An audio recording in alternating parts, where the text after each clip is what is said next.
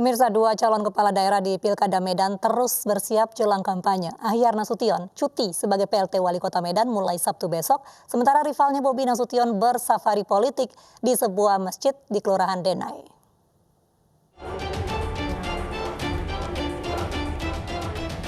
Kedua calon kepala daerah Pilkada Medan terus mempersiapkan diri jelang pelaksanaan kampanye.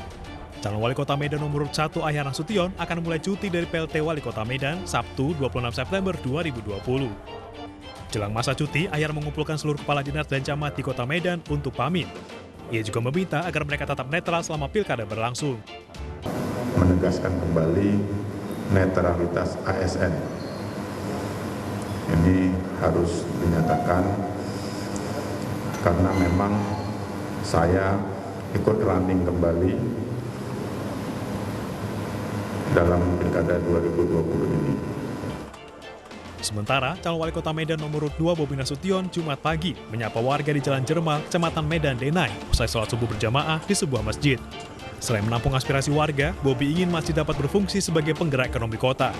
Kalau bisa ya kita lihat sama-sama programnya, karena pilkada kali ini semangatnya itu semangat membangun, semangat perubahan kota Medan. Sebelumnya, Bobi juga ingin membangun Islamic Center yang pembangunannya terbengkalai selama belasan tahun di kawasan Medan Utara. Dari Medan, Sumatera Utara, Said Ilham, iNews melaporkan. Pemirsa, setelah mendapatkan nomor urut pilkada, puluhan pasangan calon kepala daerah bersiap menggelar kampanye besok. Namun mereka dilarang mengerahkan massa.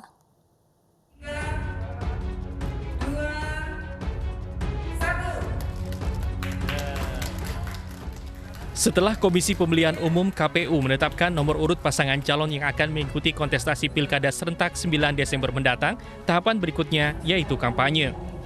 Masing-masing pasangan calon harus menerapkan protokol kesehatan dan mentaati aturan pelaksanaan kampanye.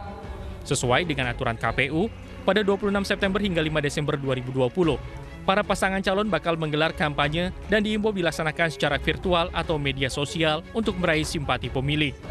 Hal itu untuk menghindari terjadinya kerumunan di tengah pandemi COVID-19. Selain itu, KPU juga telah menetapkan sejumlah metode kampanye untuk pilkada serentak dalam peraturan KPU yang seluruhnya harus mengikuti protokol kesehatan. Pilkada serentak akan digelar di 270 daerah, terdiri dari 9 provinsi, 224 kabupaten, dan 37 kota, termasuk Kota Makassar yang menggelar pilkada ulang. Masa kampanye pilkada serentak akan dimulai 26 September hingga 5 Desember 2020. Kampanye ini meliputi tatap muka terbatas, debat publik, hingga kampanye di media massa. Masa tenang dan pembersihan alat peraga kampanye akan dimulai pada 6 Desember hingga 8 Desember 2020. Pemungutan suara serentak akan digelar 9 Desember 2020. Nantinya dalam gelaran Pilkada Serentak 2020, petugas dan pemilih wajib menggunakan masker, menjaga jarak serta antri, dan menggunakan sarung tangan. Bagi pemilih lansia, ibu hamil, dan penyandang disabilitas akan didahulukan untuk memilih. Tim Liputan iNews melaporkan.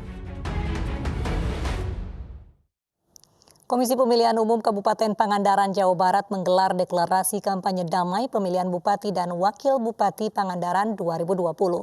Begitu juga di KPUD Denpasar yang akan mengutamakan protokol kesehatan selama masa kampanye.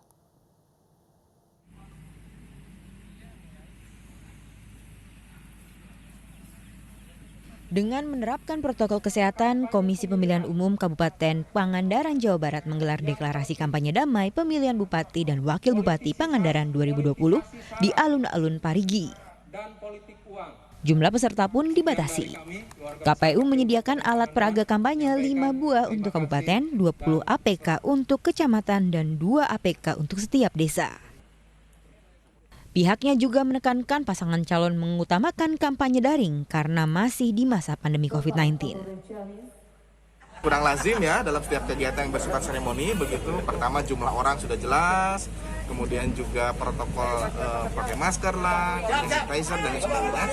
Itu prinsipnya KPU tidak menghilangkan kegiatannya, tinggal sekarang adalah protokolnya yang lebih diperketat. Kira-kira begitu ya. KPU Kabupaten Pangandaran pun menguatkan sistem siber untuk mengawasi arus informasi di dunia maya selama kampanye yang digelar pada 26 September hingga 5 Desember mendatang. Dari Pangandaran, Jawa Barat, Irfan Ramdiansyah, iNews melaporkan.